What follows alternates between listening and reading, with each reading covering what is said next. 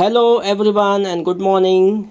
Today's chapter number 13 sound. We are going to learn a lot of topic today. Student, the first topic is we hear the sound through ears. है ना, हम कहाँ से सुनते हैं sound? Years के द्वारा सुनते हैं. Second topic is activity number 13.10. Then the amplitude. What is the amplitude? Then the time period. You have very familiar about, you know what is the time period. Now, a very important topic, frequency of vibration. This also we are going to learn. And finally, the activity number 13.11. So student, let us see what the today's session says. Now, the topic 13.4, we hear the sound through our ears. ठीक है, कहाँ से सुनते हैं हम sound? Years के द्वारा सुनते हैं. The shape of the outer part of the year is like a funnel. Funnel के समान है उसका. अगर आपने देखा होगा आपका शेप कैसा है ईयर का, बाहर से फनल टाइप है. When sound enters it travels down a canal. अब उसके अंदर अगर हम देखेंगे, बाद में हम इसका डायग्राम भी देखेंगे, लेकिन अभी समझ लो. When the sound enters it there is a thin stretched membrane. इसको क्या बोलेंगे? थिन स्ट्रेच मेम्ब्रेन है. एक प्रकार की बहुत ही डेलिकेट मेम्ब्रेन होती है, स्ट्रेच्ड होती है वो भी. And it is called the ear drum. इसे हम क्या बोलेंगे?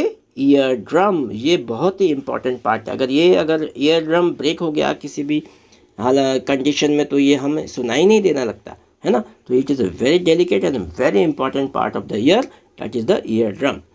It performs an important function. To understand what the eardrum does, let us build a tin can model of the eardrum. अगर हमको समझना है तो एक टिन कैन का मॉडल हम यहाँ पे बनाने वाले, देखने वाले, उसके स्टडी करने वाले. देखिए क्या होता है. ये देखिए एक्टिविटी नंबर 13.10 में हम उसको पढ़ने वाले हैं. ठीक है, चलो क्या बोलते हैं 13.10. टेक अ प्लास्टिक और टिन कैन.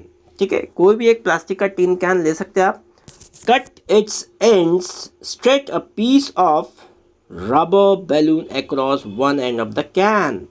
देखिए ये इस प्रकार से आपको रबर बैलून का एक पार्ट यहाँ पे आपको लगाने का है. ठीक है, उसको स्ट्रेच करने का है. Rubber balloon across the end of the can and fasten it with the rubber band. उसको टाइट कर दो रबर बैंड से. Then put 4 or 5 grains of the dry cereals on the stretched rubber. Now ask your friend to speak hurry. यहाँ से देखो ये इस प्रकार से किया है इसमें, उसके ऊपर में थोड़ा ग्रेन रख दिया और ये यहाँ से आपको स्पीक करने का है. ठीक है, अब क्या होगा यहाँ से, लेकिन होलो रखने का है. Cut this end stretch the piece of the rubber. मतलब यहाँ से आपने एक एंड में तो लगा दिया, लेकिन नीचे एंड में आपकी आवाज़ पास हो ऐसा एक होल भी रखने का है. Then now ask your friend to speak. Then hurray hurray. What happen in that time? From the open end of the 13 point, ये ओपन एंड है. ठीक है, ये क्लोज है with the rubber. Observe what happens to the grain. Why do the grain jump up the down. यानी यहाँ पे अगर आप देखोगे यहाँ पे ग्रेन से, तो ग्रेन से अगर यहाँ से बोल रहे हैं तो यहाँ पे ये जंप होने लगेगी.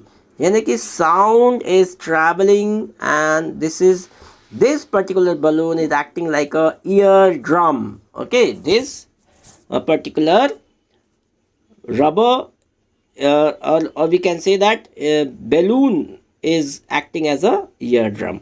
ठीक है, why do the grain jump up and down? The eardrum is like a stretched rubber sheet. ठीक है, रबर शीट के हिसाब से है ये, और रबर शीट और ईयर ड्रम का काम करती है. Sound vibrations make the ear drum vibrate. है ना, ईयर ड्रम वाइब्रेट. और ये वाइब्रेशन हमने जब भी बोला कि जब भी साउंड निकलता है मतलब वाइब्रेशन होता है. फिगर नंबर 13.16 हमने देख चुके हैं. The eardrum sends vibration to the inner ear. ठीक है, अब यहाँ से जब द वाइब्रेशन कहाँ जाते हैं? इनर ईयर में जाते हैं. From there the signal goes to the brain. यहाँ से इनर ईयर एक और पार्ट होता है, जैसे outer ear, middle ear and the inner year. तो आउटर ईयर जो हमें दिखता है वो आउटर ईयर हो गया. और जब हमने देखे थे कि मिडिल ईयर मतलब जो कैनाल जो बताया थे, दैट इज़ द मिडिल. और जो इनर ईयर है ना, जहाँ पे वो it is a very important, वहाँ से फिर कहाँ जाता है मैसेज, ब्रेन में जाता है, और तब जाके आप सुन पाते हो। Now that is how we hear, और ये प्रोसीजर है अपना सुनने का। तो चलो समझ लेते हैं। देखिए ये डायग्राम है हमारे पास 13.16 का, ये बाहर आउटर ईयर कहलाता है, ठीक है। ये जो कैनाल जो मैंने बताया था आपको, ये देखिए ये कैनाल हो गई, ठीक है, ये कैनाल हो गया। ये ईयर ड्रम, देखो यहाँ पे एक बड़ा इमेज दिख रहा है ईयर ड्रम का, स्ट्रेट मेम्ब्रेन जिसे हम कहेंगे। और ये जो पूरा जो भाग है it is a internal ear, और ये बहुत ही इम्पॉर्टेंट पार्ट है, ठीक है। और यहाँ से जब जा रहे हैं मैसेज कहाँ जाता है, ये ब्रेन में जाता है यहाँ से, ठीक है। ये पूरा जो डायग्राम है ये आउटर ईयर, मिडिल ईयर और ये इनर ईयर, ठीक है। We must never put a sharp pointed or the hard thing into our ear. इसे कहा जाता है कि अगर यहाँ तक लेके आए, अगर कोई पॉइंटर या कोई पेंसिल वगैरह आप यहाँ तक डालते हो ना, उसका पॉइंटर तो कुछ नुकसान नहीं, लेकिन धीरे धीरे अगर आपने इसको यहाँ टच कर दिया, ईयर ड्रम में टच कर दिया, तो क्या हो जाएगा, जैसे हमने बलून को स्ट्रेच करके लगाया था कैन में, तो क्या हो गया था, और उसमें अगर छोटा सा पिन लगा दिया तो क्या हो जाएगा, उसमें छेद हो जाएगा, गड्ढा हो जाएगा कि नहीं, और फिर आपका वहाँ पे सुनाई देना बंद हो जाएगा। So the damage ear drum can impair hearing मतलब वो उसमें सुनने की क्षमता नहीं रहेगी, इम्पेयरमेंट बोलते हैं, है ना। कोई भी जैसे आँखों से नहीं दिखता तो impairment of the eyes, impairment of the years, impairment of the sound, ठीक है, इस प्रकार से होता है। समझ में आ गया। अब नया हम टॉपिक ले रहे हैं amplitude. What is amplitude, then what is the time period and the frequency of vibration. तो ये बहुत अच्छे से समझना है बच्चों। चलो देख लेते हैं। We have learn that the to and the fro motion, है ना, सामने की ओर और पीछे की ओर जाने के मोशन को हम क्या बोलते हैं, to and fro motion of an object is known as the vibration. यानी जब भी कोई वाइब्रेशन आगे पीछे होती है तो that is called the vibration. Okay, now उसको मैं अंडरलाइन कर देता हूँ, known as the vibration. Now this motion is called the oscillatory motion. अगर आपने देखा होगा 6th स्टैंडर्ड में पेंडुलम जो होता था, मेटल बॉब जिसे हम कहते हैं, pendulum to and fro motion करता था वो भी, तो उससे भी वो भी क्या बोलेंगे हम उसको, ऑसिलेटरी मोशन। चलो देखते आगे। You have already learn in the earlier classes about the oscillatory motion. 6th standard में आपने ऑसिलेटरी मोशन के बारे में पढ़ चुके हैं। पेंडुलम, सिंपल पेंडुलम का हमने एग्जाम्पल लिया था, उसमें याद करो। And it's the time period, और उसमें टाइम पीरियड भी होता था, है ना, कितने टाइम पीरियड में वो टू एंड फ्रो मोशन किया, कितने बार किया, वो सब हम कैलकुलेशन निकालते थे। तो उस प्रकार से यहाँ पे भी ऐसे ही करने का है। द नंबर ऑफ ऑसिलेशंस पर second is called the frequency of oscillation और फ्रीक्वेंसी ऑफ वाइब्रेशन, जो भी बोलेंगे, ठीक है।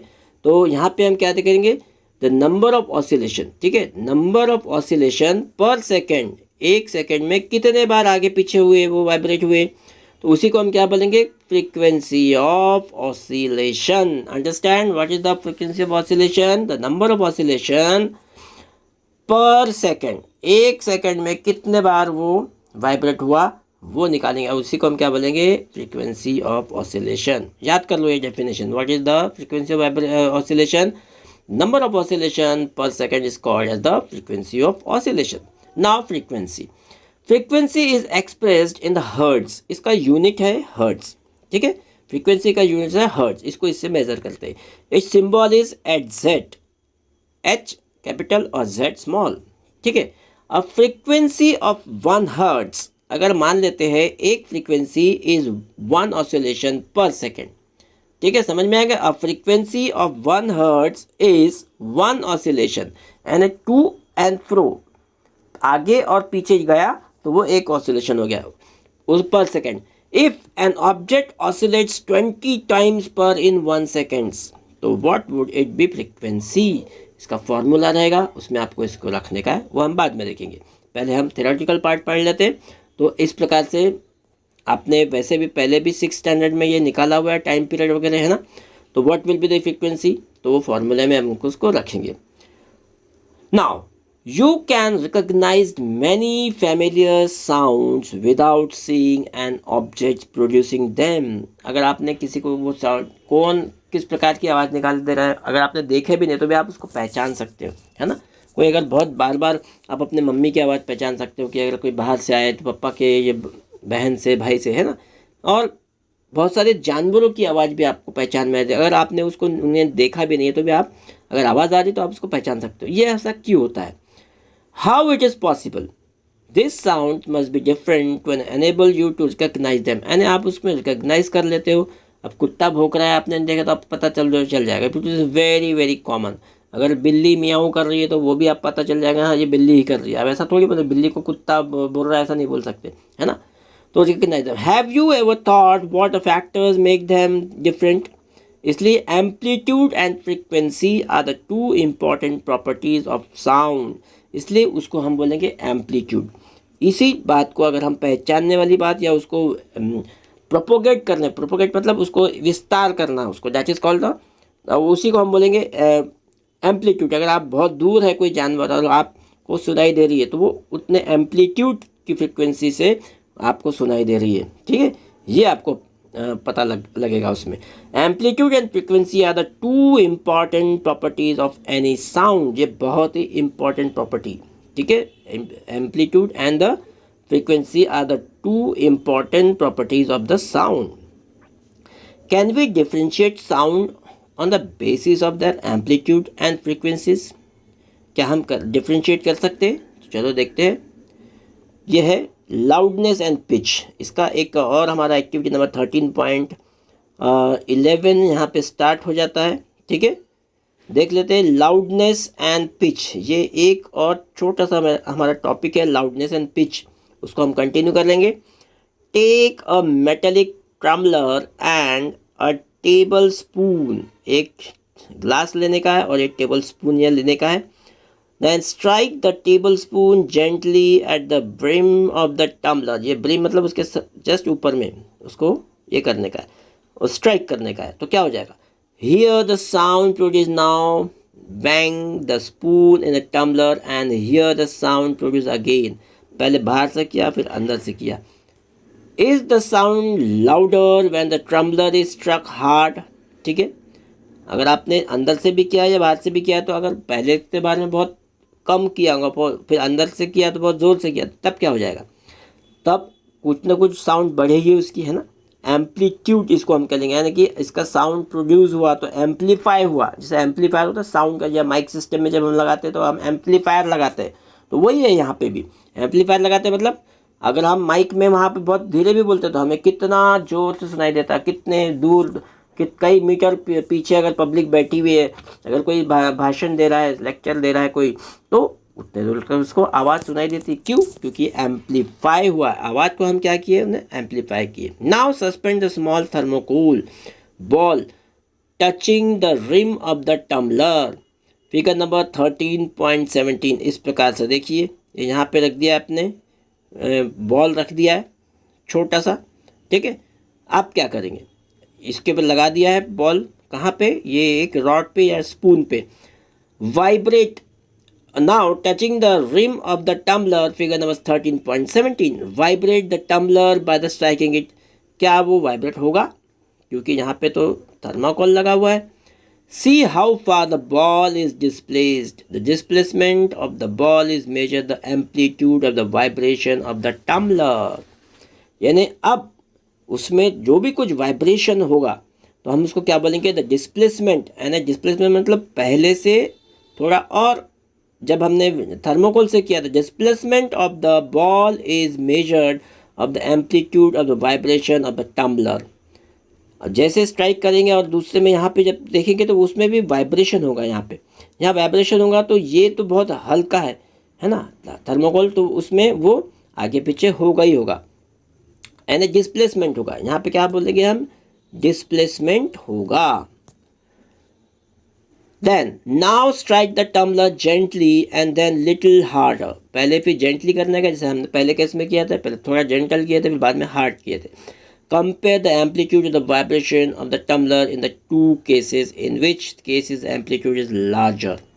अब आपको इस पर पता करना है कि एम्पलीट्यूड किस में लार्जर था, ठीक है। तो किस में लार्जर हो क्या, लाउडनेस, उसके लिए हम देखेंगे सबसे पहले यहाँ पे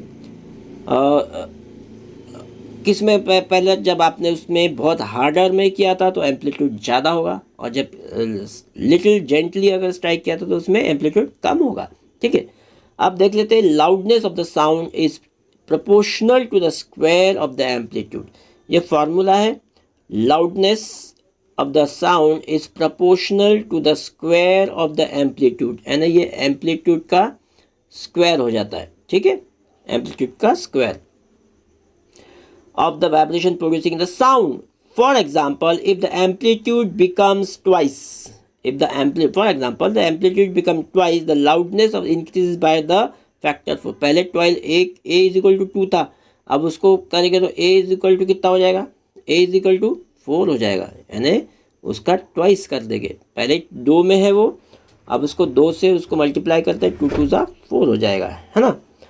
The loudness of the increased by the factor of 4. The loudness is expressed in a unit called decibel. अब ये loudness को अगर हमको मेजर करना है तो वो क्या हो जाएगा, डेसिबल में उसको मेजर करेंगे, और उसको कैसे डिनोट करते हैं, small D and capital B, ठीक है। Decibel is written in small D and capital B. The following tables give the some idea of the loudness of the sound coming from the various sources. तो ये table हम बाद के session में देखेंगे। Student, अभी इतना आपको समझ में आ गया है कि लाउडनेस क्या हो गया, और फिर बाद में डेसिबल उसका मेजरमेंट या यूनिट हम जिसे हम कहेंगे यूनिट, तो ये आपको इतना ख्याल में रखने का है। तो आज के सेशन में हम इतना ही ले रहे हैं, इसके बाद में जो इसके बाद का जो टेबल है वो हम देखेंगे, ठीक है। Okay, thank you.